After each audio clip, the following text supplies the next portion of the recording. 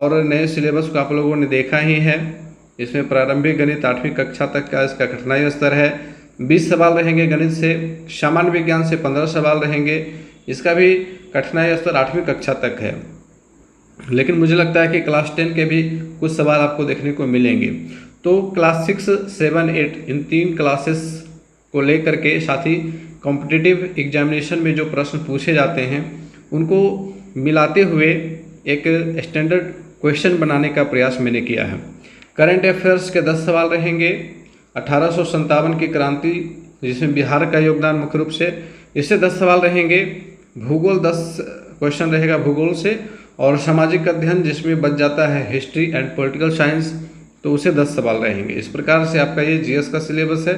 बाकी डीएलएड का syllabus change नहीं किया गया। डीएलएड का वही सिलेबस है जो पहले बीपीएससी ने जारी किया था, तो उसके सारे क्लासेस आ ही चुके हैं। आप उसके पीडीएफ क्वेश्चन का जो पीडीएफ मैंने तैयार किया था आप उसे प्राप्त कर सकते हैं।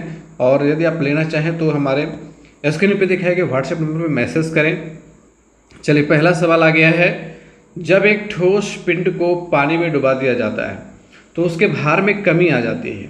यह कमी होती है विस्थापित पानी के भार के बराबर, विस्थापित पानी के भार से कम, विस्थापित पानी के भार से अधिक, विस्थापित पानी के भार से संबंधित नहीं होती है, इनमें से कोई नहीं या फिर एक से अधिक। तो जब एक ठोस पिंड को पानी में डुबाया जाता है तो उसके भार में एक आभासी कमी आती है और यह कमी विस्थापित पानी के भार के बराबर होती है। पहला ऑप्शन हमारा सही है। और आप लोगों को पता है कि ये आर्किमिडीज के सिद्धांत के ऊपर आधारित है। यह सिद्धांत आर्किमिडीज के सिद्धांत के ऊपर आधारित है। आर्किमिडीज ने यह सिद्धांत दिया था। उन्होंने कहा था कि जब किसी वस्तु को किसी द्रव में अंशतः या पूर्णतः डुबाया जाता है तो उसके भार में आभासी कमी आ जाती है और यह कमी उस वस्तु के द्वारा विस्थापित द्रव के भार के बराबर होता है। तो यह सिद्धांत आर्किमिडीज का सिद्धांत कहलाता है। और अगला सवाल लेंगे। निम्न में से किसमें ध्वनि की गति सर्वाधिक होगी? ठीक है, सर्वाधिक होगी। ऑप्शंस हैं निर्वात में, हवा में, पानी में, स्टील में, इनमें से कोई नहीं या फिर एक से अधिक। तो देखिए, ध्वनि की गति की जहाँ बात है तो ध्वनि निर्वात में गति नहीं करती है। ध्वनि निर्वात में गति नहीं करती है। ध्वनि के गति के लिए माध्यम का होना आवश्यक है।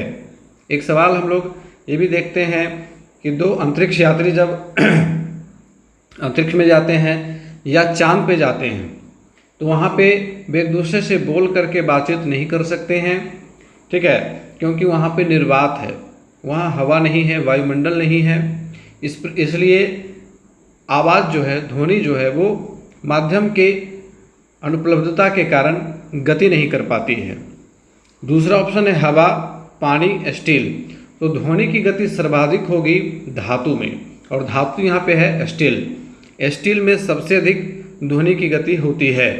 आप यहाँ पे देख सकते हैं इस डायग्राम में गैस यानी कि हवा 350 मीटर प्रति सेकंड अधिकतम गति है, जल में 1500 मीटर प्रति सेकंड और धातु में स्टील में 6000 मीटर प्रति सेकंड इसकी गति होती है। चलिए अब आगे बढ़ेंगे, अगला सवाल लेंगे।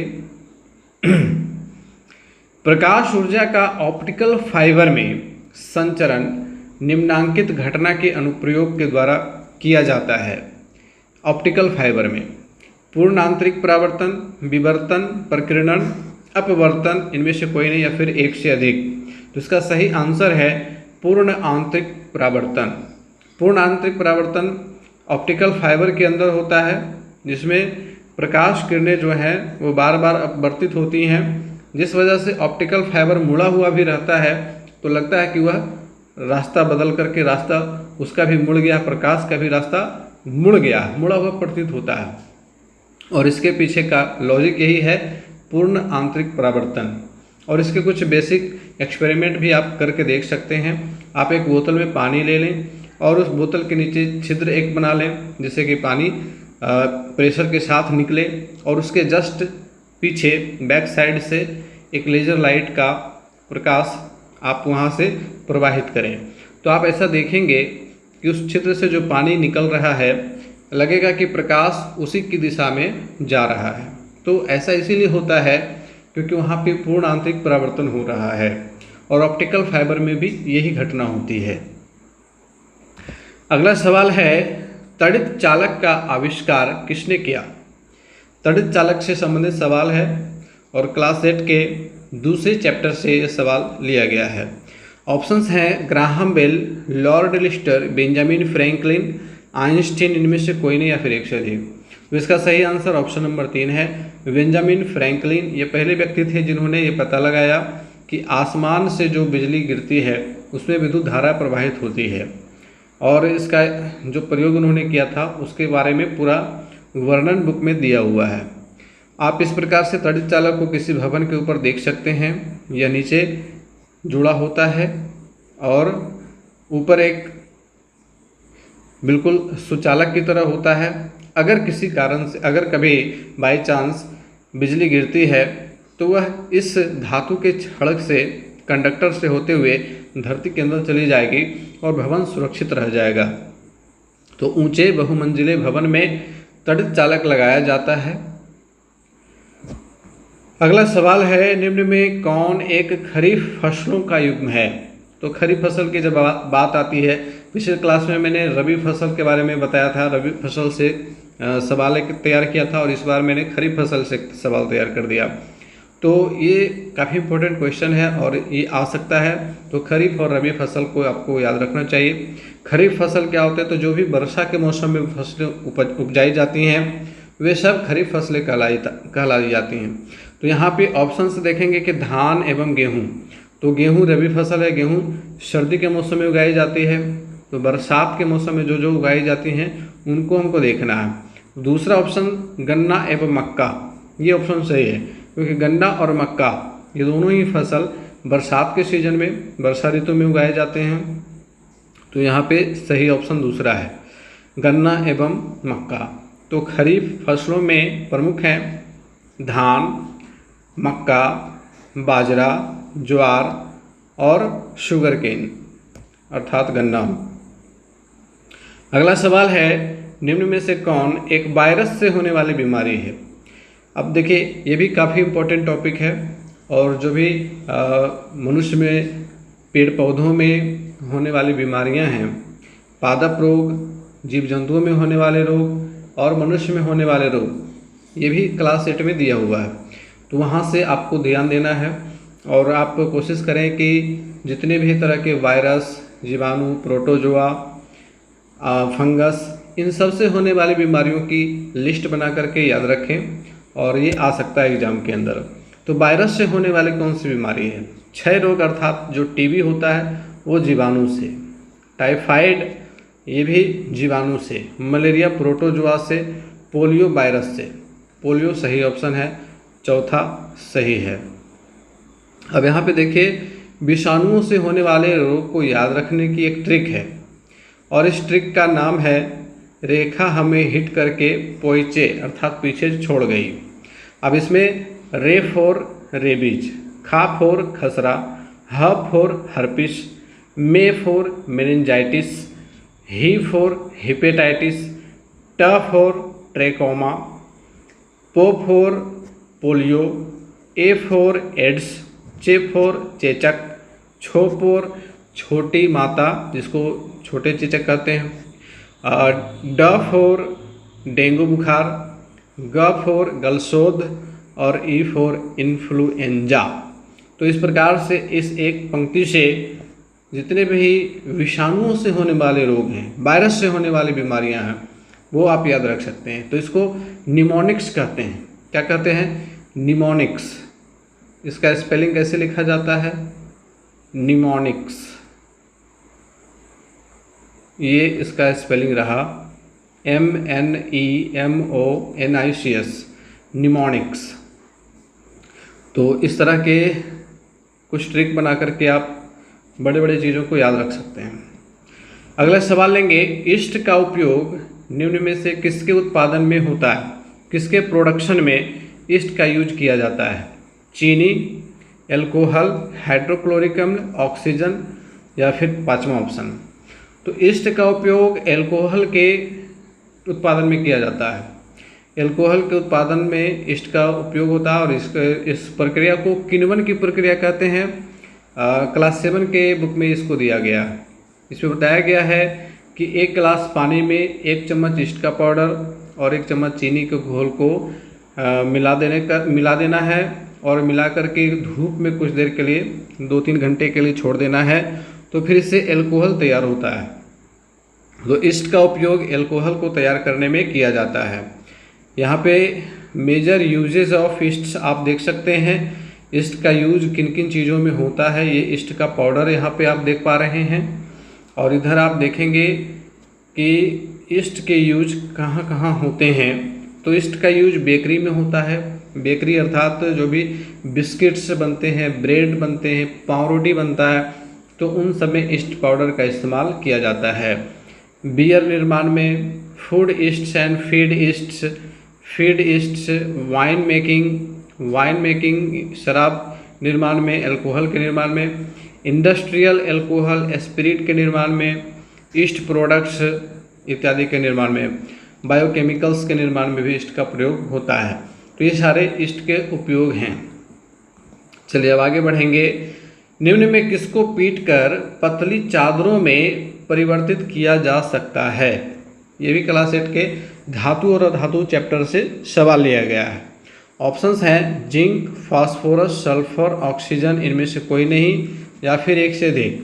तो पतली चादरों में धातुओं को परिवर्तित किया जा सकता है। ऑब्वियसली यहाँ पे धातु जिंक है, तो हमारा पहला ऑप्शन जिंक होगा, जस्ता। ये जिंक का पिक्चर। अगला सवाल है धातुएं अम्लों से अभिक्रिया करके कौन सी गैस बनाती है?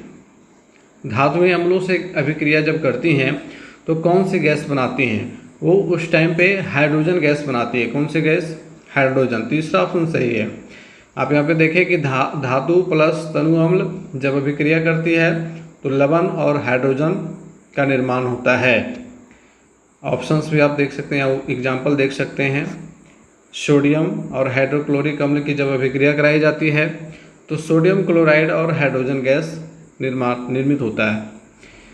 चलिए आगे बढ़ेंगे। एक टैडपोल जिस प्रक्रम के द्वारा वयस्क में विकसित होता है वह क्या है? निषेचन है, कायांतरण है, रोपण है, मुकुलन है या फिर इनमें से कोई नहीं। तो टैडपोल जिस प्रक्रम के द्वारा, लाइफ साइकिल ऑफ फ्रॉग में आप देखेंगे कि टैडपोल का विकास धीरे धीरे वयस्क में होता है, वो मेढक बनता है, तो उसको कायांतरण कहते हैं। क्या कहते हैं? कायांतरण। कायांतरण के द्वारा इस प्रकार से मेढक के जीवन चक्र का विकास होता है। ये सबसे जो छोटा जीव होता है इसको ही टैडपोल कहा जाता है। और ये टैडपोल जो है वो कायांतरण की प्रक्रिया से धीरे धीरे विकसित होते होते एक पूर्ण मेढक में विकसित हो जाता है। चलिए अब आगे बढ़ेंगे। अगला सवाल है, अगला सवाल लेने से पहले यदि आपको हमारे क्लासेस अच्छे लग रहे हैं तो ऑब्वियसली लाइक कर देंगे और अपने अधिक से अधिक साथियों तक शेयर भी कर देंगे ताकि उनको भी इस क्लास का बेनिफिट मिल सके। और चैनल पर नए तो सब्सक्राइब कर लेंगे, आगे और भी ऐसे क्लासेस आएंगे और बहुत जल्द सीटेट की क्लासेस भी स्टार्ट किए जाएंगे। जैसे सीटेट का नोटिफिकेशन आता है तो आपके संबंधी में, आपके आस पड़ोस में, आपके स्टूडेंट्स में बहुत सारे लोग हो सकते हैं जो सीटेट की तैयारी करते होंगे, तो आपको उनके बारे में भी बताना है। चलिए अगला सवाल लेंगे। निम्न में से कौन एक असंपर्क बल का उदाहरण है? असंपर्क बल, बल के 2 प्रकार हैं, संपर्क और असंपर्क बल।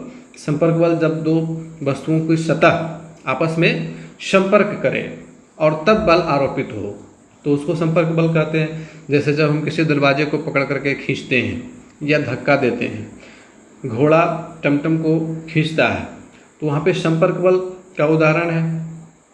लेकिन असंपर्क बल जब 2 वस्तुओं की सतहों के बीच स्पर्श ना होते हुए भी बल आरोपित हो जाए तो उसको असंपर्क बल कहते हैं। गुरुत्वाकर्षण बल इसके अंतर्गत आता है, चुंबकीय बल इसके अंतर्गत आता है, विद्युत चुंबकीय बल इसके अंतर्गत आता है। तो यहाँ पे कौन सा ऑप्शन सही होगा? घोड़ा के द्वारा टमटम खींचना ये संपर्क बल है, दरवाजे को धक्का देना संपर्क बल है। पेड़ से फल का गिरना असंपर्क बल है, क्योंकि यहाँ पे गुरुत्वाकर्षण बल लागू हो रहा है। तो तीसरा ऑप्शन हमारा सही हो जाएगा। चलिए अगला सवाल लेंगे। जब कांच की छड़ को रेशम के कपड़े से रगड़ते हैं तो छड़ क्या होता है? छड़ तथा कपड़ा दोनों धनावेश अर्जित कर लेते हैं, धनावेशित हो जाती है तथा कपड़ा ऋणावेशित हो जाता है। छड़ तथा कपड़ा दोनों ऋणावेश अर्जित कर लेते हैं, ऋणावेशित हो जाते तथा कपड़ा धनावेशित हो जाता है, इनमें से कोई नहीं या फिर एक से अधिक। तो जब कांच की छड़ को रेशम के कपड़े से रगड़ते हैं तो उसमें धनावेश उत्पन्न हो जाता है। क्या होता है? धनावेशित हो जाती है और कपड़ा ऋणावेशित हो जाता है। ठीक है, कपड़े का जो इलेक्ट्रॉन है वो बढ़ जाता है, प्रोटॉन चला जाता है छड़ के ऊपर, इसलिए वहाँ प्रोटॉन की संख्या बढ़ जाती है, वो धनावेशित हो जाता है। और जहाँ इलेक्ट्रॉन की संख्या बढ़ जाएगी वहाँ पे क्या होगा? वो ऋणावेशित हो जाएगा। तो प्रोटॉन की संख्या जब बढ़ेगी तो वस्तु धनावेशित, इलेक्ट्रॉन की संख्या जब बढ़ेगी तो वस्तु ऋणावेशित हो जाती है। अगला सवाल है, मानव नेत्र में बने प्रतिबिंब की प्रकृति कैसी होती है? हमारी आंखों में जो प्रतिबिंब बनता है उसकी प्रकृति कैसी होती है? ऑप्शंस हैं काल्पनिक, सीधा और वस्तु से छोटा। तो देखिए, मानव नेत्र में काल्पनिक प्रतिबिंब नहीं बनता है, क्योंकि मानव नेत्र में उत्तल लेंस होता है। कौन सा लेंस? उत्तल लेंस होता है, और उत्तल लेंस यहाँ पे वास्तविक प्रतिबिंब का निर्माण करती है। तो प्रतिबिंब वास्तविक होगा, सीधा नहीं होगा, क्योंकि वास्तविक प्रतिबिंब उल्टा होता है। तो दूसरा ऑप्शन भी गलत है। तीसरा ऑप्शन काल्पनिक है, तो ये भी गलत है। ऑब्वियसली चौथा ऑप्शन सही होगा, वास्तविक, उल्टा और वस्तु से छोटा, क्योंकि वस्तु से छोटा प्रतिबिंब आंखों पे बनता है, रेटिना पे। तो ये भी एक याद रखने का पॉइंट है कि मानव नेत्र में प्रतिबिंब कहाँ बनता है? तो रेटिना पे बनता है। कहाँ बनता है? तो रेटिना पे बनता है। ये जो पीछे का भाग आप यहाँ पे देख पा रहे हैं, ये रेटिना है, और यहीं पे प्रतिबिंब का निर्माण होता है। और यहाँ से तंत्रिकाएं मस्तिष्क से जुड़ी होती हैं, और मस्तिष्क को संदेश भेजा जाता है, देखने की अनुभूति होती है, और उस उल्टे चित्र को मस्तिष्क सीधा करके देखता है। चलिए आगे बढ़ेंगे। निम्न में से कौन एक ग्रीन हाउस गैस नहीं है? ग्रीन हाउस गैस कौन सी नहीं है? तो पहले हमारा जो क्लास आया मॉडल सेट फर्स्ट का, वो सबसे ज़्यादा इम्पोर्टेंट क्लास है, क्योंकि उसमें जो भी सवाल थे वो बीपीएससी का जो पहला जो सिलेबस था उसके अकॉर्डिंग था, और इसलिए उसके जो स्टैंडर्ड थे वो काफ़ी हाई थे, और उसमें मैंने एक एक पॉइंट को बहुत अच्छे तरीके से एलाबोरेट किया हुआ है। तो पहले क्लास को आप लोग ज़रूर देखें, क्योंकि उसमें जो भी प्रश्न है वो काफ़ी अच्छे तरीके से समझाए गए हैं, और ग्रीन हाउस गैस के बारे में, जितने भी ग्रीन हाउस की गैसेस हैं उनके बारे में डिटेल से बताया गया, डिटेल से चर्चा की गई है। तो ग्रीन हाउस गैस कौन सी नहीं है यहाँ पे ये बताना है। कार्बन डाइऑक्साइड है, सल्फर डाइऑक्साइड, मीथेन और नाइट्रोजन। तो यहाँ पे देखिए, sulphur dioxide green house gas है, मीथेन भी ग्रीन हाउस गैस है, नाइट्रोजन ग्रीन हाउस गैस नहीं है। यहाँ पे सही ऑप्शन चौथा है, नाइट्रोजन। और आप यहाँ पे देखेंगे ग्रीन हाउस गैसेस इस प्रकार से हैं, ये सारे ग्रीन हाउस गैसेस के एग्जाम्पल्स हैं। कार्बन डाइऑक्साइड, सबसे ज़्यादा परसेंटेज कार्बन डाइऑक्साइड का है, CO2 का है। इसके बाद मीथेन है, ये मीथेन का परसेंटेज है। उसके बाद हेलो कार्बन्स हैं। इसके बाद ओजोन, ओजोन भी ग्रीन हाउस गैस है, ठीक है।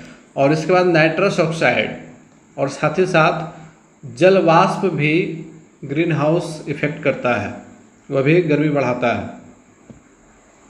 अगला सवाल है, निम्न में से कौन एक तारामंडल है? तारामंडल कॉन्स्टेलेशन, इसके बारे में आप लोगों ने जाना है, जानते होंगे आप लोग, और ये क्लास 8 से ही लिया हुआ सवाल है, ठीक है। तो ऑप्शंस यहाँ पे हैं 7 सिस्टर्स, ओरियन, फोबोस, डिमोस, पुच्छल तारा, इनमें से कोई नहीं, या फिर एक से अधिक। तो तारामंडल कौन है? 7 सिस्टर्स ये तारामंडल नहीं है, बल्कि पूर्वोत्तर के 7 राज्य हैं जिनको 7 सिस्टर्स कहा जाता है। ओरियन तारामंडल है, ओरियन जिसको हिंदी में व्याध कहा जाता है, ये तारामंडल है। फोबोस और डिमोस ये तारामंडल नहीं है, ये मंगल के 2 उपग्रह हैं, प्राकृतिक उपग्रह। जैसे हमारी धरती का उपग्रह चंद्रमा है, उसी प्रकार से मंगल के 2 उपग्रह हैं, फोबोस एंड डिमोस।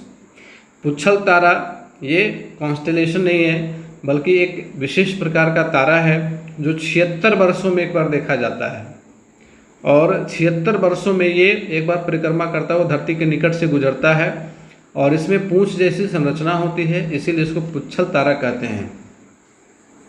चलिए अगला सवाल इसको देख लेते हैं थोड़ा सा। यहाँ पे आप देख पा रहे हैं ये ओरियन का चित्र है, आप इसको अच्छे से देखें, इसलिए मैं थोड़ा सा इसको जूम कर देता हूँ। ये ओरियन का चित्र है, आप आसमान में इसको आसानी से इस प्रकार से देख सकते हैं। इस प्रकार की आकृति आप लोगों ने देखी होगी। जनवरी महीने के शाम में ये आसानी से दिख जाता है, ठीक है। ये पूर्व दिशा में आपको दिख जाएगा, और अभी गर्मी के दिनों में भी ये पूरे रात नहीं दिखेगा, पश्चिम दिशा की तरफ दिख सकता है। ये इस प्रकार की आकृति होती है जिसको ओरियन कहते हैं। और तारामंडल तो बहुत सारे हैं, और उनमें से कुछ के चित्र मैंने यहाँ पे दिखाए हैं। ये सारे तारामंडल आसमान में हैं, और ये जो राशियाँ होती हैं 12 राशियाँ, ये भी एक तारामंडल के समूह ही हैं, और इस प्रकार से इनको आसमान में एक काल्पनिक चित्र के सहारे बनाया जाता है। अब अगला सवाल लेंगे, नकदी फसल में सम्मिलित नहीं है। नकदी फसल जिसके उत्पादन बिल्कुल व्यापार के दृष्टिकोण से किया जाता है, उसको नकदी फसल कहते हैं। तो गन्ना नकदी फसल है, कपास भी नकदी फसल है, जूट भी नकदी फसल है, गेहूं नकदी फसल नहीं है। चौथा ऑप्शन हमारा सही है, गेहूं। नीली क्रांति किससे संबंधित है? नीली क्रांति, ब्लू रिवॉल्यूशन किससे संबंधित है? तो यह मत्स्य उत्पादन से, मछली के उत्पादन से यह संबंधित है। और भारत में नीली क्रांति की शुरुआत 7वीं पंचवर्षीय योजना से हुई, जो वर्ष 1985 से 1990 के बीच कार्यान्वित हुई थी, ठीक है। चलिए अगला सवाल लेंगे, भारत में ऊर्जा का मुख्य स्रोत क्या है? ये काफ़ी इंपॉर्टेंट क्वेश्चन है। भारत में ऊर्जा का मुख्य स्रोत क्या है? आणविक, तापीय, जल विद्युत, सौर, इनमें से कोई नहीं या फिर एक से अधिक। तो भारत में ऊर्जा का प्रमुख स्रोत तापीय है। थर्मल पावर जो है वो सबसे ज़्यादा, ये नंबर 1 पोजीशन पे है। अगला सवाल है, सूची 1 को सूची 2 से मिलान कीजिए। इधर अभ्रक, मैंगनीज, तांबा और सोना है, और इधर राज्य है। बताना है कि किस राज्य में इनका उत्पादन होता है। अभ्रक का उत्पादन कहाँ होता है, मैंगनीज का कहाँ होता है, तांबा और सोना का कहाँ होता है? तो सोना का आप लोग जानते हैं कर्नाटक के कोलार में सोने का खदान है, तो डी का 3 होगा। और ऑप्शन में देखिए डी का 3 है, और बाकी दूसरे ऑप्शंस हैं। अगर आप इनमें से एक भी 100% श्योर जानते हैं, तो कभी कभी होता है मैचिंग वाले क्वेश्चन में आप आसानी से इसका आंसर दे सकते हैं, ठीक है। जैसे मैंने यहाँ पे एक ट्रिक बताया कि सोना का उत्पादन जो है वो कर्नाटक में होता है, कोलार में। कोलार के खान में काफ़ी प्रसिद्ध है, लगभग सभी लोगों को पता है। अब डी का ये तीसरा ऑप्शन सही है, और यहाँ पे एक ही ऑप्शन में डी का 3 है, तो बिल्कुल आसान हो गया, ये तीसरा ऑप्शन हमारा सही होगा, ठीक है। तो तीसरा ऑप्शन ही सही है यहाँ पे। चलिए अगला सवाल लेंगे, भारत की कौन सी रेलगाड़ी अपनी यात्रा में सबसे लंबी दूरी 4283 किलोमीटर तय करती है? तो इसका सही आंसर आप लोगों को पता होगा, अधिकांश लोगों को, विवेक एक्सप्रेस। विवेक एक्सप्रेस वह ट्रेन है जो सबसे लंबी दूरी तय करती है, और ये स्वामी विवेकानंद को एक ट्रिब्यूट के तौर पर यह ट्रेन है। तो हमारे क्लासेस यदि आप लोगों को अच्छे लग रहे हैं तो बिल्कुल लाइक करना नहीं भूलेंगे, चैनल पर नए तो सब्सक्राइब कर लेंगे, और अपने अधिक से अधिक साथियों तक शेयर कर देंगे, ताकि उन सभी को इस क्लास का बेनिफिट मिल सके। चलिए आगे बढ़ेंगे, अगला सवाल लेंगे, भारत के निम्नलिखित राज्यों में से किस एक का जनसंख्या घनत्व सबसे कम है? जनसंख्या घनत्व सबसे अधिक किसका है? तो अपने ही राज्य का है, बिहार का है। सबसे कम किसका है? तो सबसे कम अरुणाचल प्रदेश का है। अगला सवाल, सहरिया जनजाति मुख्यतः निवास करती है। सहरिया जनजाति राजस्थान में निवास करती है, ठीक है, राजस्थान। महात्मा बुद्ध ने अपना प्रथम धर्म चक्र परिवर्तन किस स्थान पर दिया था? तो महात्मा बुद्ध ने अपना प्रथम धर्म चक्र परिवर्तन सारनाथ में दिया था। संत कबीर के सम्मान में मगहर महोत्सव कब प्रारंभ किया गया था? मगहर महोत्सव, तो मगहर महोत्सव 1990 में प्रारंभ किया गया था। तीसरा ऑप्शन सही है, संत कबीर के सम्मान में मगहर महोत्सव 1990 ईस्वी में प्रारंभ किया गया था। ये फैक्चुअल क्वेश्चंस हैं।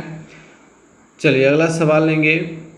नव नालंदा महाविहार किसके लिए प्रसिद्ध है? नव नालंदा महाविहार जो नालंदा में नया नया निर्मित हुआ है वो किसके लिए प्रसिद्ध है? वो पाली अनुसंधान संस्थान के रूप में प्रसिद्ध है।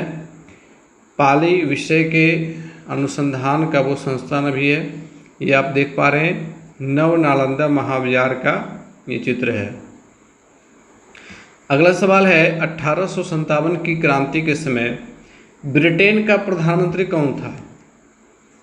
तो 1857 की क्रांति जब भारत में घटित हो रही थी तो उस टाइम पे ब्रिटेन के प्रधानमंत्री थे लॉर्ड पास्टर्न। अगला सवाल है, बिहार में 1857 के विद्रोह के नेता अमर सिंह को गिरफ्तार किसने किया था? तो अमर सिंह को गिरफ्तार किया था महाराजा जंग बहादुर ने। अगला सवाल है, 1857 का विद्रोह किस कारण से असफल रहा? ऑप्शंस हैं, हिंदू मुस्लिम एकता में कमी, किसी सामान्य योजना और केंद्रीय संगठन की कमी, इसके प्रभाव का सीमित क्षेत्र, जमींदारों की असहभागिता, इनमें से कोई नहीं या फिर एक से अधिक। तो इसका सबसे इफेक्टिव दूसरा ऑप्शन है, किसी सामान्य योजना और केंद्रीय संगठन की कमी के कारण यह असफल रहा। इसमें आम जनता को, जो भी इसके नेता थे, जो भी इसके प्रोपगेटर थे, वे आम जनता को अपने साथ नहीं ले सके। इसके वजह से यह आंदोलन असफल हुआ था, केंद्रीय संगठन की कमी के कारण। चलिए अगला सवाल लेंगे।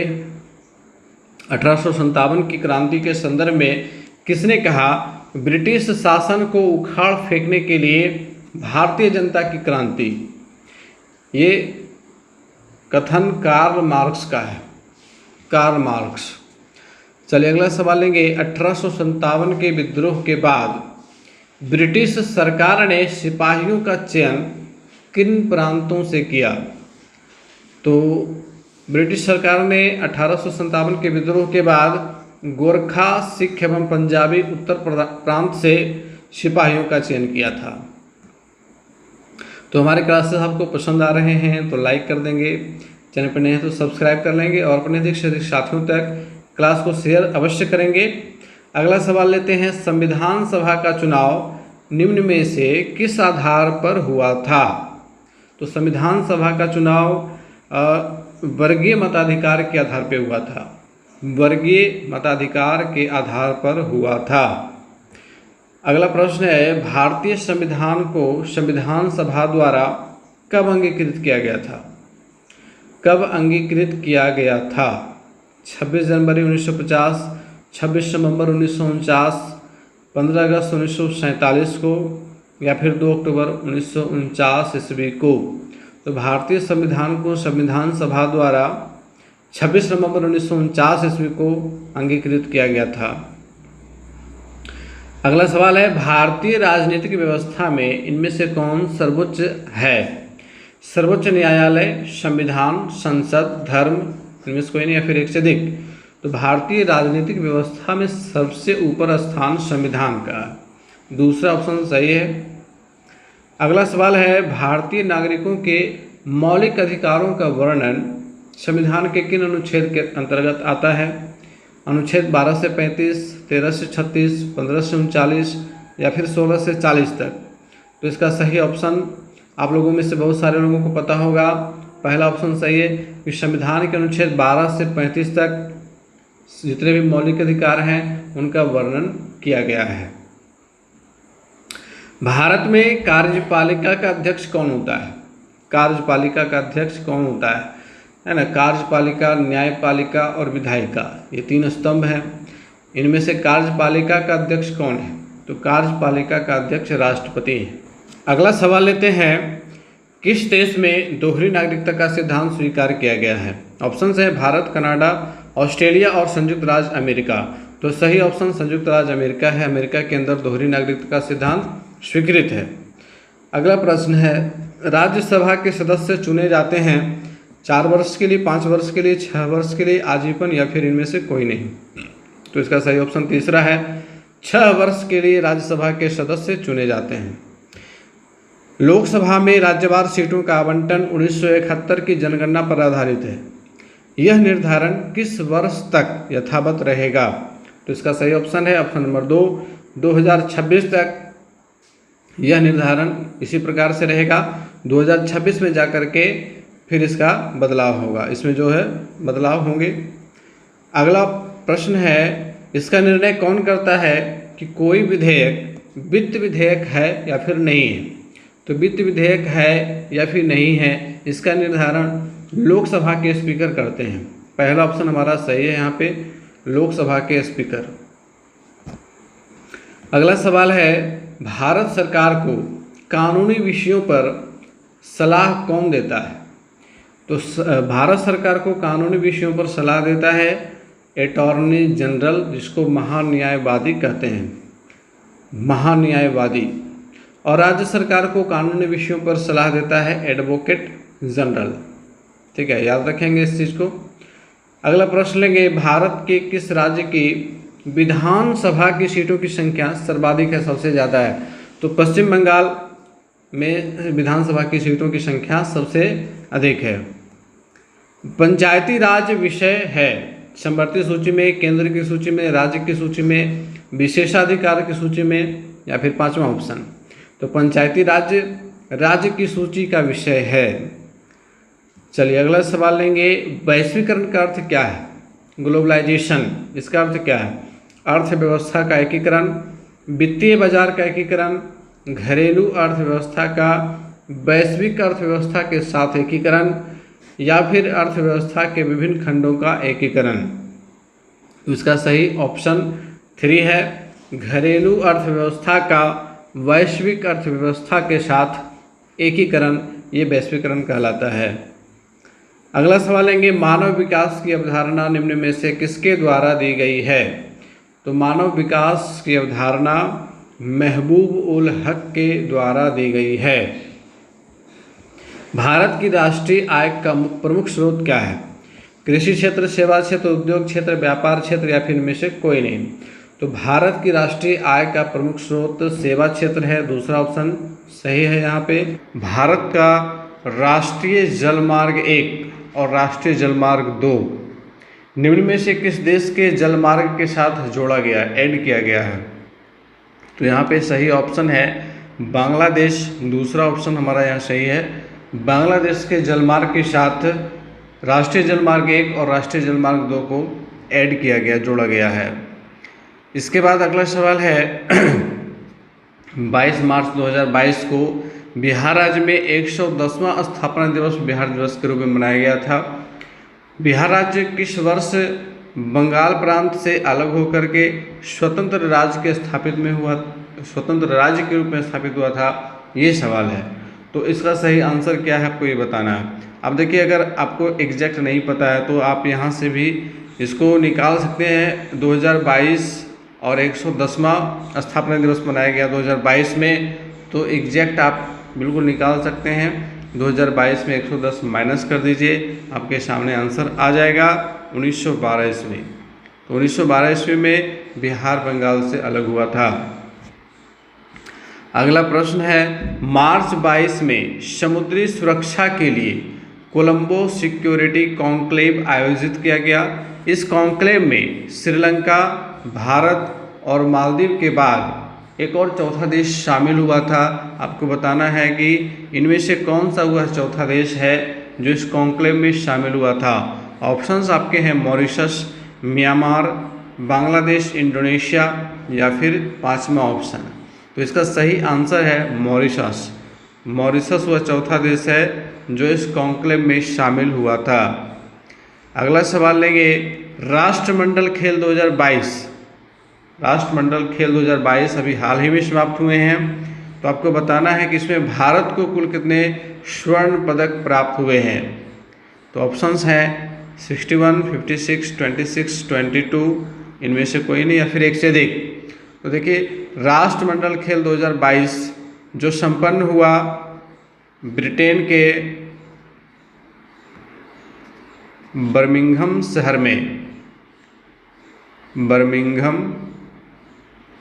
शहर में, और इस राष्ट्रमंडल खेल कॉमनवेल्थ गेम्स में भारत ने कुल 61 मेडल प्राप्त किए थे कुल मिलाकर के। उसमें से गोल्ड मेडल की संख्या 22 थी, ठीक है, 22 गोल्ड, 16 सिल्वर मेडल और 23 ब्रॉन्ज मेडल के साथ कुल 61 मेडल प्राप्त हुए भारत को। और भारत का रैंक चौथा रहा, चौथे पोजीशन पे भारत था। पहले स्थान पर ऑस्ट्रेलिया कुल 178 मेडलों के साथ रहा। तो ऑस्ट्रेलिया की तुलना में भारत के वो काफ़ी कम गोल्ड मेडल और कुल मिलाकर के कुल जो मेडलों की संख्या है वो काफ़ी कम प्राप्त हुई, लेकिन फिर भी भारत ने चौथा पोजीशन प्राप्त किया, जो धीरे धीरे भारत के स्तर में सुधार को दिखाता है। चलिए अगला सवाल लेंगे, किस राज्य सरकार ने मोबाइल या दोपहिया चोरी जैसे अपराधों के लिए हाल ही में EFIR लॉन्च की है। EFIR अर्थात आप अपने मोबाइल के सहारे से इंटरनेट के थ्रू FIR कर सकते हैं। तो किस राज्य ने यह सेवा बहाल की है? ऑप्शंस हैं दिल्ली, उत्तराखंड, महाराष्ट्र, गुजरात और इनमें से कोई नहीं या फिर एक से अधिक। यहाँ पे कुछ ऑप्शंस में मात्राएं प्रिंट नहीं हो पाती हैं, जिस वजह से ऐसा लगता है कि गलत टाइप किया हुआ है, जबकि ये प्रिंटिंग मिस्टेक हो जाता है, पता नहीं ऐसा क्यों होता है। तो यहाँ पे सही ऑप्शन है गुजरात। गुजरात वह राज्य है जहाँ EFIR लॉन्च किया गया है, ठीक है, याद रखेंगे इस चीज़ को। आपको हमारे क्लासेस अच्छे लग रहे हैं तो लाइक कर देंगे, अपने अधिक से अधिक साथियों तक शेयर कर देंगे, और चैनल पर नए हैं तो सब्सक्राइब कर लेंगे ताकि आने वाले सारे क्लासेस की नोटिफिकेशन आपको मिल सके और आप इनका बेनिफिट ले सकें। चलिए बढ़ेंगे अगले सवाल की ओर। भारतीय रिजर्व बैंक के वर्तमान गवर्नर कौन है? भारतीय रिजर्व बैंक RBI के गवर्नर कौन है इस समय? ऑप्शंस हैं उर्जित पटेल, शक्तिकांत दास, रघुराम जी राजन, D सुब्बाराव, इनमें से कोई नहीं या फिर एक से अधिक। तो अभी वर्तमान समय में शक्तिकांत दास ये भारत के रिजर्व बैंक के गवर्नर हैं। शक्तिकांत दास भारतीय रिजर्व बैंक के 25वें गवर्नर हैं, याद रखेंगे इस चीज़ को, 25वें गवर्नर हैं। उन्होंने 12 दिसंबर 2018 को अपना पदभार ग्रहण किया था और ये उनकी तस्वीर है, शक्तिकांत दास। अगला प्रश्न है, लोकसभा ने ऊर्जा संरक्षण संशोधन विधेयक 2022 पारित किया है। निम्न में से कौन सा या कौन से कथन इसके उद्देश्य के संदर्भ में सही हैं? ऑप्शंस हैं जीवाश्म ईंधन आधारित ऊर्जा के उपयोग को बढ़ावा देना। जीवाश्म ईंधन का मतलब जो फॉसिल फ्यूल्स हैं जैसे पेट्रोलियम, कोयला इत्यादि, तो क्या इसको बढ़ावा देने की बात की गई है? दूसरा ऑप्शन है ऊर्जा के गैर जीवाश्म ईंधन स्रोतों के उपयोग को बढ़ावा देना। गैर जीवाश्म ईंधन स्रोत के अंतर्गत नवीकरणीय स्रोत आते हैं जिनका बार बार रिसाइकलिंग किया जा सकता है, जैसे सोलर एनर्जी, है ना। तो यहाँ पे दूसरा ऑप्शन सही है, इसी को लेकर के चर्चा की गई थी। और जो ऊर्जा संरक्षण संशोधन विधेयक 2022 पारित किया गया है, इसके संदर्भ में यह दूसरा कथन सही है। बाकी के ऑप्शंस हैं ग्रीन हाइड्रोजन और बायोमास इथेनॉल जैसे स्रोतों पर पाबंदी लगाना, तो पाबंदी लगाने की बात नहीं की गई है, इन स्रोतों को आगे प्रोत्साहित करने की बात की गई है, बढ़ावा देने की बात की गई है। और चौथा है जीवाश्म ईंधन बिजली की खपत को बढ़ावा देना, तो जीवाश्म ईंधन के उपयोग को कम करना है, यहाँ पे बढ़ावा देना, इसलिए चौथा ऑप्शन गलत है, दूसरा ऑप्शन हमारा सही है। भारत के वर्तमान chief justice of India CJI of India कौन है? ऑप्शंस हैं NV रमना, S अरविंद खड़गे, U ललित, यहाँ पे देखिए दुर्गऊ प्रिंट नहीं हो पाया है, चौथा ऑप्शन है अमिताभ चौधरी या फिर इनमें से कोई नहीं। तो यहाँ पे सही आंसर यू ललित हैं। इनको एन.वी. रमना ने अपना उत्तराधिकारी के रूप में पेश किया था। पिछले क्लास में मैंने इस चीज़ की चर्चा की थी। और यू ललित, उदय उमेश ललित इनका पूरा नाम है। ये भारत के 49वें मुख्य न्यायाधीश बने हैं। भारत के निवर्तमान मुख्य न्यायाधीश एन.वी. रमना ने 4 अगस्त 2022 को उनके उत्तराधिकारी के रूप में न्यायमूर्ति यू ललित के नाम की सिफारिश की थी। तो यहाँ पे आप देख सकते हैं इस चित्र में, ये निवर्तमान CJI एन.वी. रमना है और ये वर्तमान CJI यू ललित है। तो बढ़ते हैं अगले सवाल की ओर। कारगिल सेक्टर के द्रास में पॉइंट 5140 का नाम क्या रखा गया है? विनिंग हिल, विक्ट्री हिल, गन हिल, प्राइड हिल या फिर इनमें से कोई नहीं या एक से अधिक। तो यहाँ पे सही ऑप्शन है गन हिल।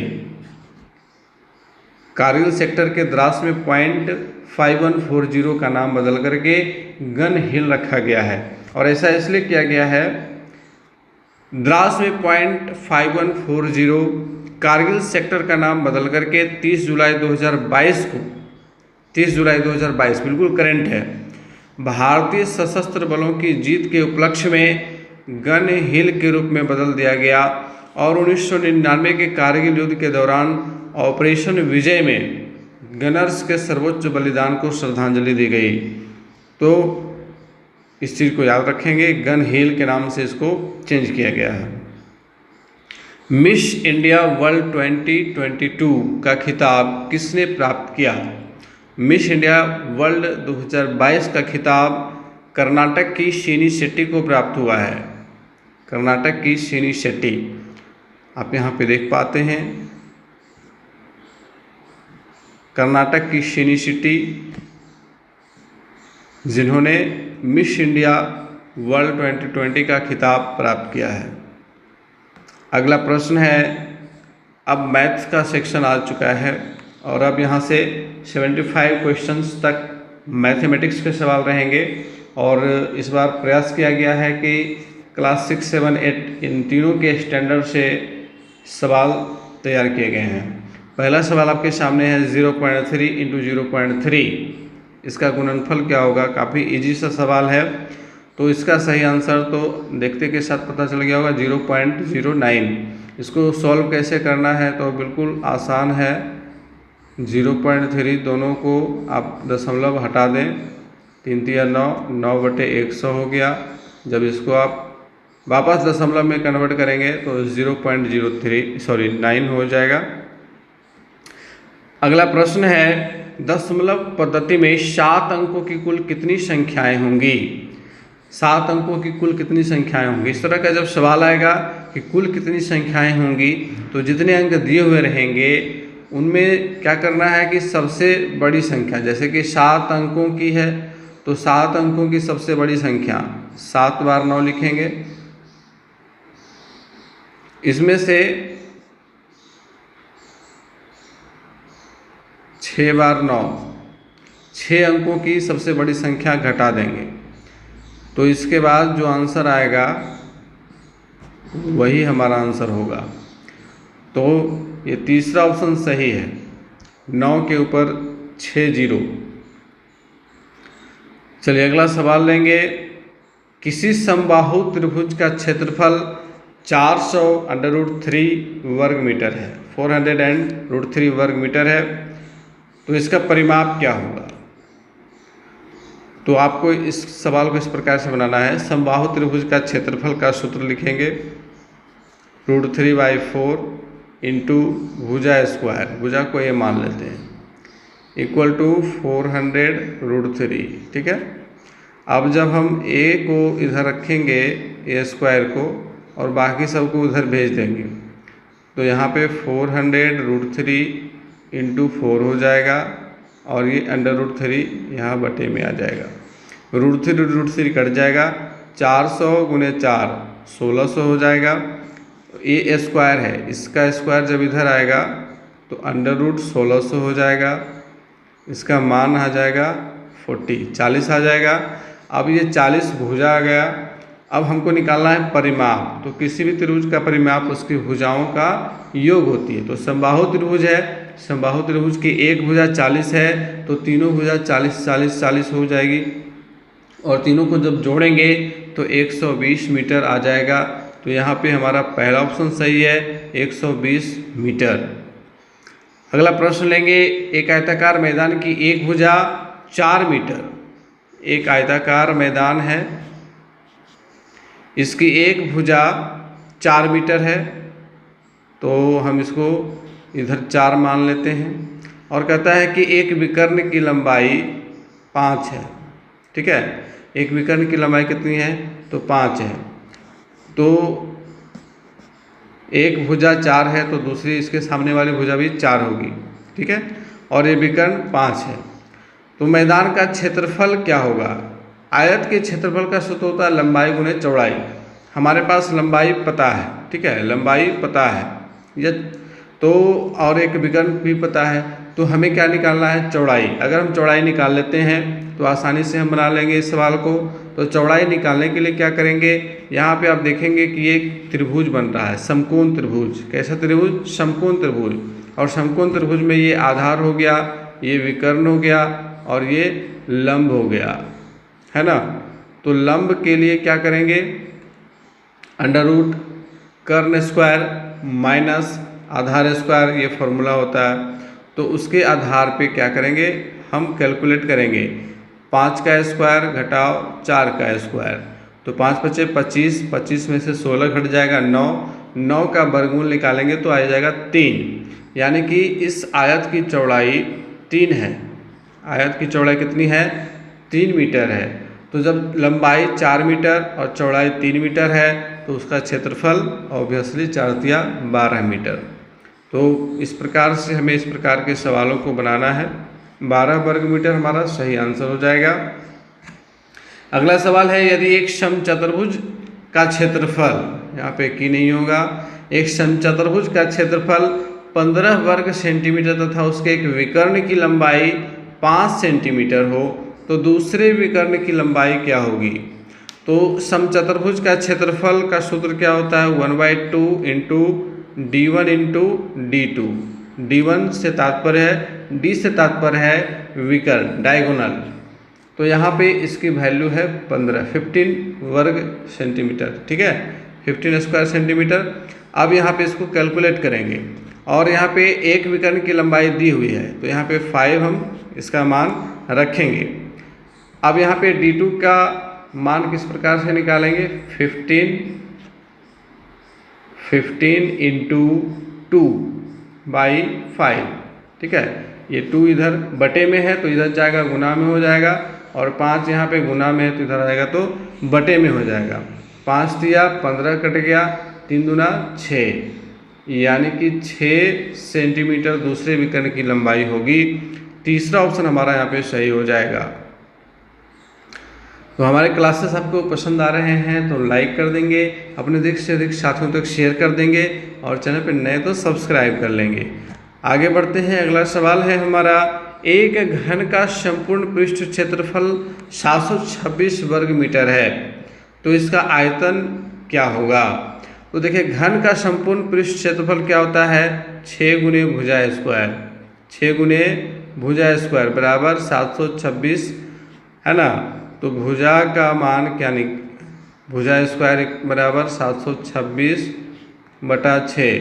अब इसको आप काट दीजिए, 6 का 6, 6 दूनी 12, 6 का 6, 121 आ गया। तो भुजा का मान क्या हो जाएगा?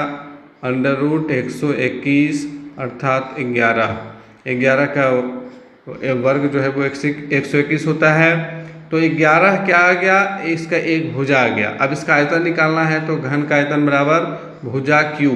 अब हम 11 का क्यू निकालेंगे, तो 11 का क्यू कितना होता है? 1331 घन मीटर। 1331 घन मीटर यहाँ पे सही आंसर हो जाएगा। अगला सवाल है, 2500 रुपये पर 2 वर्ष के लिए 4% वार्षिक की दर से साधारण ब्याज व चक्रवृद्धि ब्याज में अंतर क्या है? तो हम सबसे पहले चक्रवृद्धि ब्याज इसका निकालेंगे और उसके बाद साधारण ब्याज निकालेंगे, फिर दोनों को माइनस कर देंगे। तो आइए सबसे पहले इसका चक्रवृद्धि ब्याज निकालते हैं। तो चक्रवृद्धि ब्याज का सूत्र क्या होता है? P इंटू, तो P हमारा है 2500 रुपया इंटू 1 प्लस R/100। R का मान 4 है बटे 100 और पावर 2 हो जाएगा माइनस 2500। अब इस फॉर्मूले की सहायता से हमने जो मान पुट किया है इसको हम कैलकुलेट करके इसका आंसर निकालेंगे। अब यहाँ पे 26/25 हो गया, इसका स्क्वायर हो जाएगा माइनस 2500 रहेगा। अब यहाँ पे 2500 गुना 26/25 गुना 26/25 माइनस 2500 करेंगे।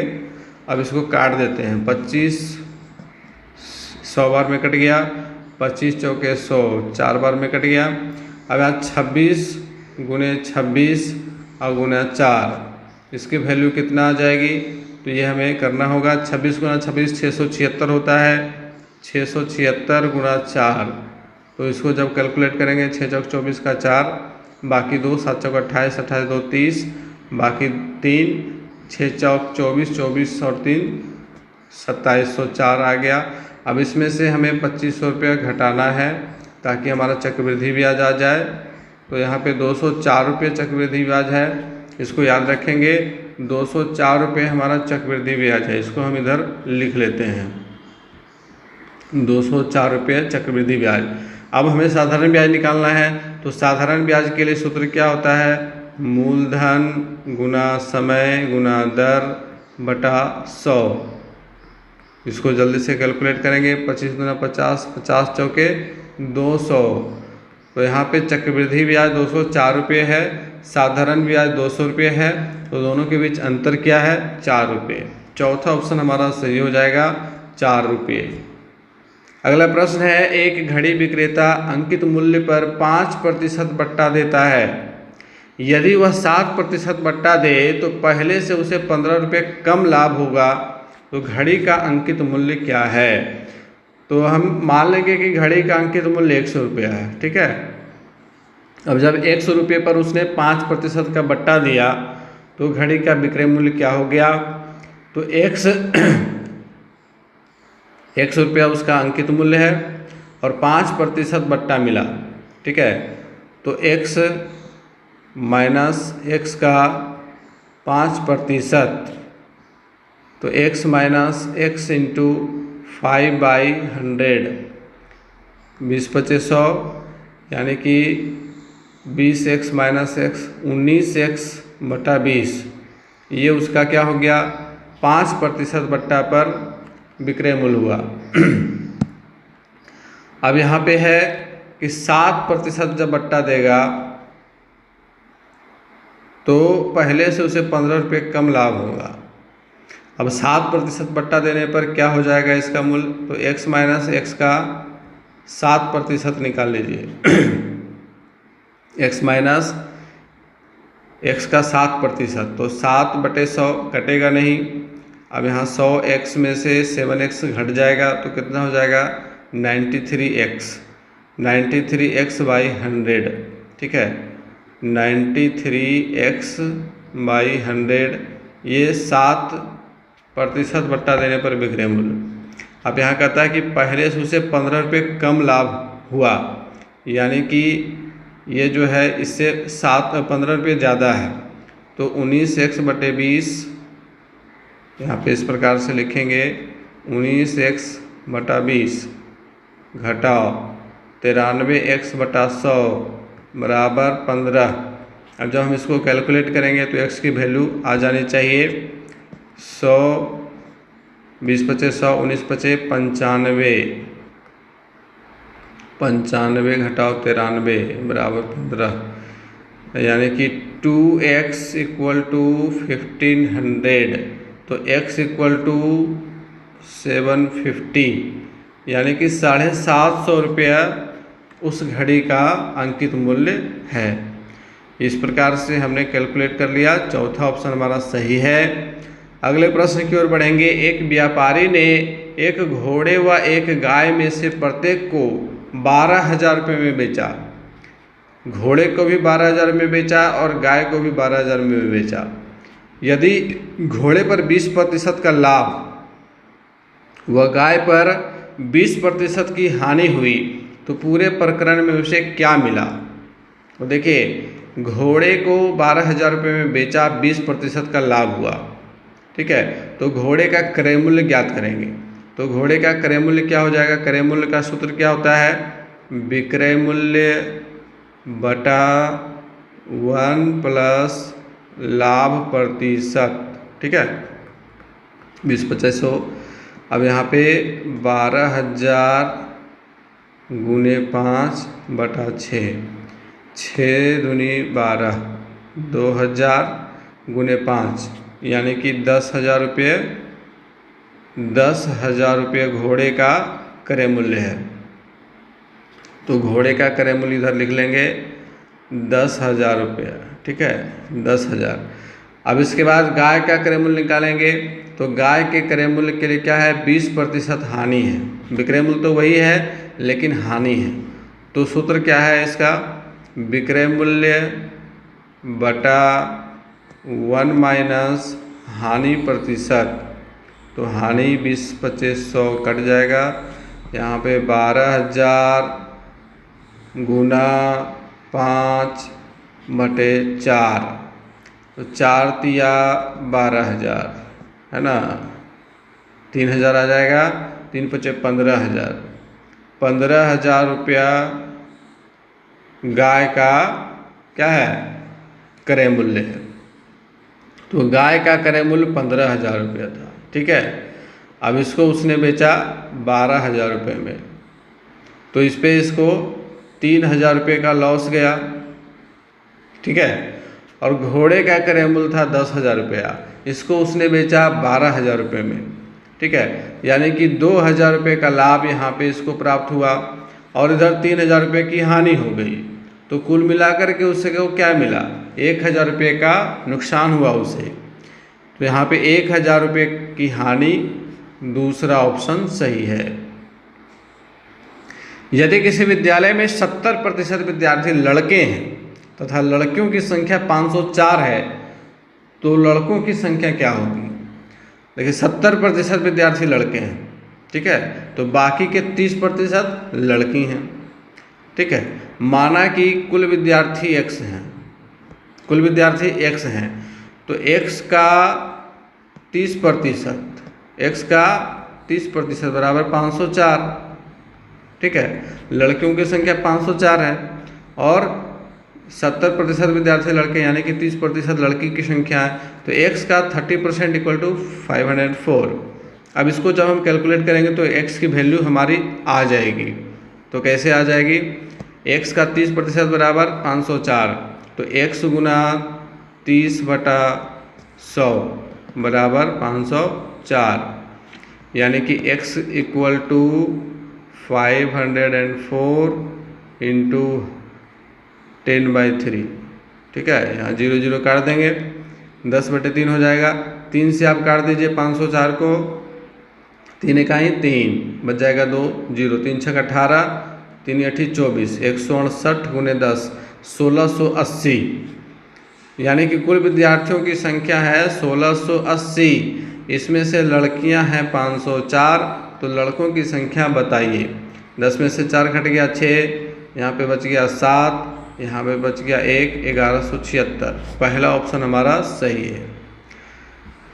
अगला प्रश्न है, एक नाव धारा की दिशा में 16 किलोमीटर की दूरी 2 घंटे में तय करती, जबकि धारा के विपरीत दिशा में उसी दूरी को तय करने में 4 घंटे लेती है। स्थिर पानी में नाव की गति कितनी होगी?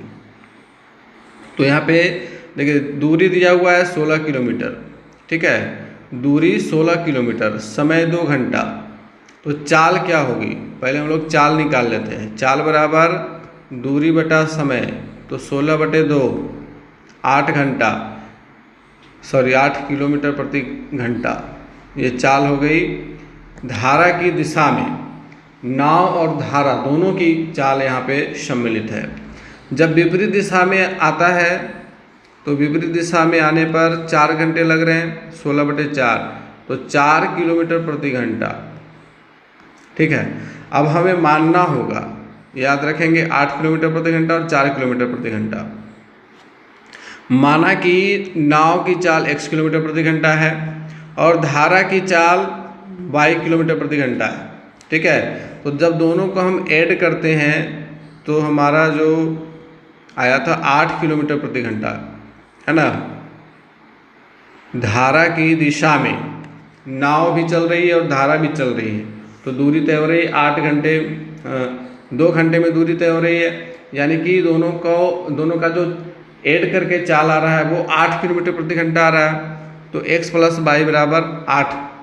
इसी तरह से जब धारा के विपरीत दिशा में नाव जाएगी तो x - y, धारा की चाल घट जाएगी और चाल आ रहा है 4 किलोमीटर प्रति घंटा। तो इस प्रकार से हमारा यहाँ पे क्या हो गया, 2 इक्वेशन तैयार हो गया, x + y बराबर 8, x - y बराबर 4। अब इन दोनों इक्वेशन को सॉल्व करेंगे, y कट गया, 2x बराबर 12, तो x की वैल्यू 2 × 6 = 12, 6 हमने x माना था नाव की चाल को, आगे हमारा आंसर 6 किलोमीटर प्रति घंटा, तो दूसरा ऑप्शन सही है। अगला प्रश्न है, यदि एक रेलगाड़ी जिसकी गति 80 किलोमीटर प्रति घंटा है, कितनी गति है, 80 किलोमीटर प्रति घंटा है, पटरी के पास खड़े एक व्यक्ति को 9 सेकंड में पार कर जाती है, तो रेलगाड़ी की लंबाई कितनी है। अब देखिए रेलगाड़ी की जो लंबाई होगी वह व्यक्ति को पार करने में जो समय लगा है, यहाँ पे दूरी निकालनी पड़ेगी हमें, दूरी बराबर चाल गुने समय। अब यहाँ पे ध्यान देंगे इस बात का कि चाल 80 किलोमीटर प्रति घंटा यानी कि किलोमीटर प्रति घंटा में दिया हुआ और समय सेकंड में दिया हुआ है। जब इस तरह की सिचुएशन होगी कि एक मात्रा जो है किलोमीटर प्रति घंटा में और दूसरा सेकंड में हो, तो हमें क्या करना होगा कि गति को मीटर प्रति सेकंड में बदलना होगा। किलोमीटर प्रति घंटा को मीटर प्रति सेकंड में बदलने के लिए 5/18 से गुना किया जाता है। कितने से, 5/18 से। ऐसा क्यों किया जाता है, क्योंकि 1 किलोमीटर को जब हम मीटर में बदलते हैं तो 1 किलोमीटर बराबर 1000 मीटर, और 1 घंटे को जब सेकंड में बदलते हैं तो 1 घंटा बराबर 3600 सेकंड। अब जब आप इसको काटते हैं तो कितना आता है, 2 × 5 = 10, 18 × 2 = 36, 5/18 आता है।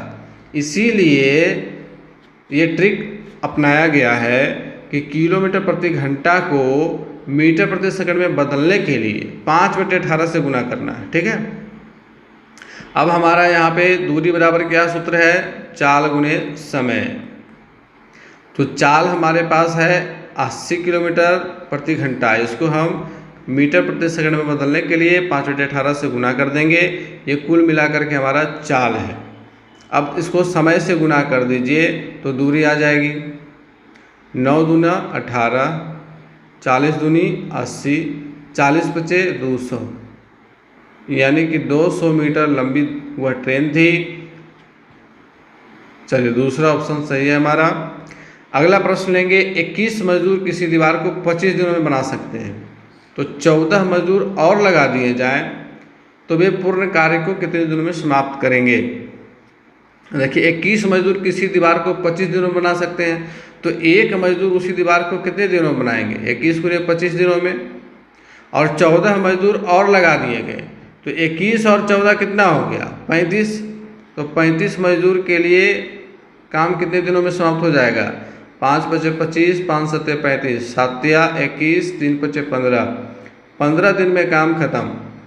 तो 15 दिन, चौथा ऑप्शन सही है। अगला सवाल लेंगे, 4 क्रमागत सम संख्याओं का औसत 27 है, इनमें सबसे छोटी संख्या क्या है। तो 4 क्रमागत सम संख्याओं की बात की जा रही है। मान लेते हैं कि पहली सम संख्या x है, तो दूसरी सम संख्या कितनी हो जाएगी, x + 2, तीसरी क्या हो जाएगी, x + 4, चौथी क्या हो जाएगी, x + 6, क्योंकि सब सम संख्याएँ हैं। तो 2, 4, 6 इस तरह से जुड़ते जाएगा और क्रमागत सम संख्याएँ बनती जाएंगी। इनका औसत कह रहा है, तो औसत निकालने के लिए क्या करते हैं, जितनी संख्याएं उतने से डिवाइड, और औसत 27 दिया हुआ है।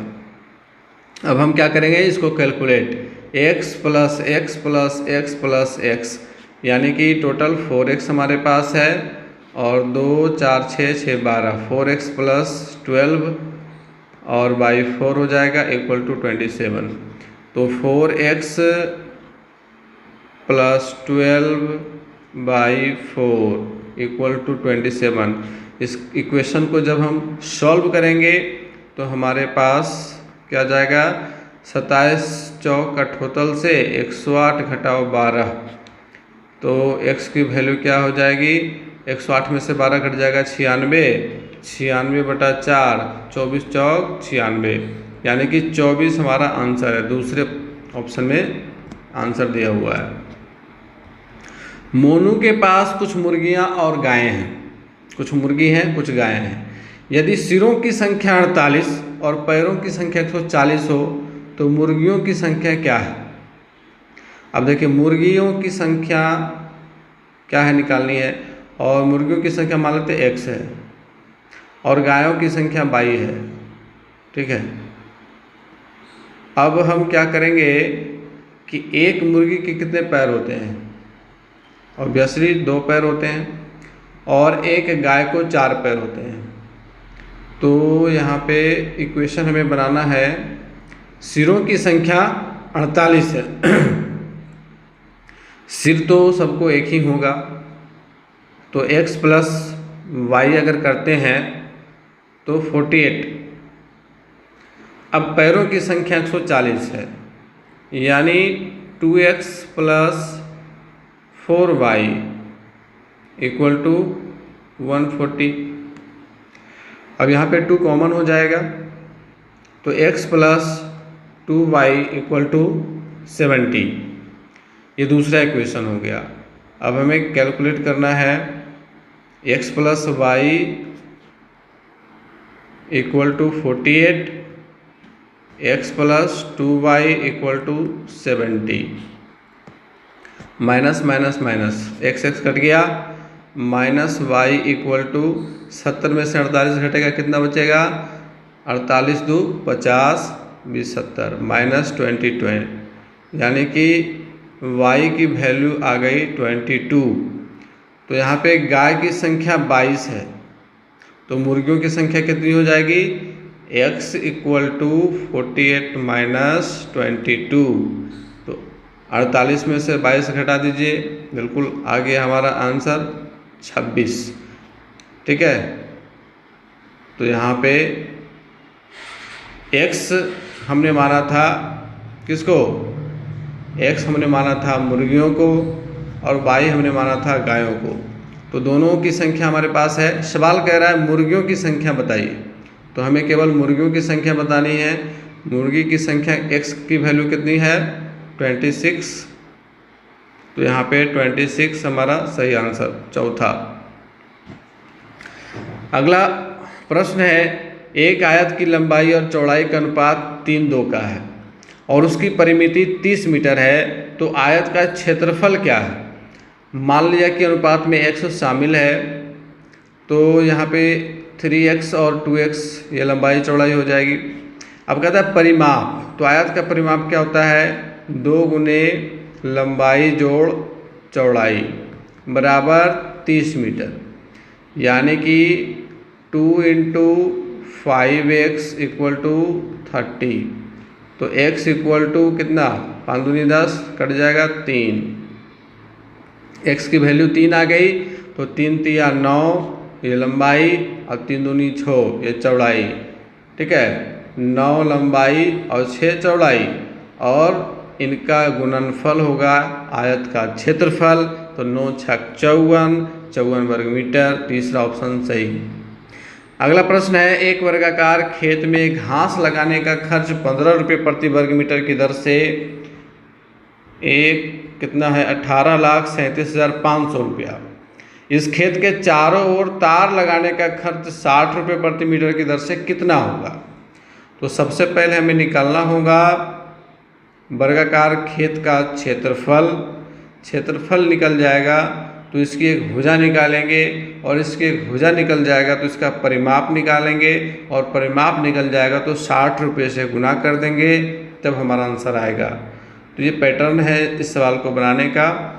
और क्षेत्रफल निकालने के लिए ये दिया हुआ है, घास लगाने का खर्च 15 रुपये प्रति वर्ग मीटर है और कुल खर्च इतना हुआ। तो खेत का क्षेत्रफल क्या है, 18,37,500 में 15 से भाग देना होगा। तो कितना आ जाएगा, 15 से फटाफट भाग देंगे, 15 इकाई 15 बच जाएगा 3 उतर जाएगा, 15 दूना 30, 3 बच जाएगा 7 37, 15 दूना 30, फिर 7 बच जाएगा, 7 5 75, 15 5 75, कट गया 00, यानी कि 12 25 00, 1,22,500 वर्ग मीटर इस खेत का क्षेत्रफल है।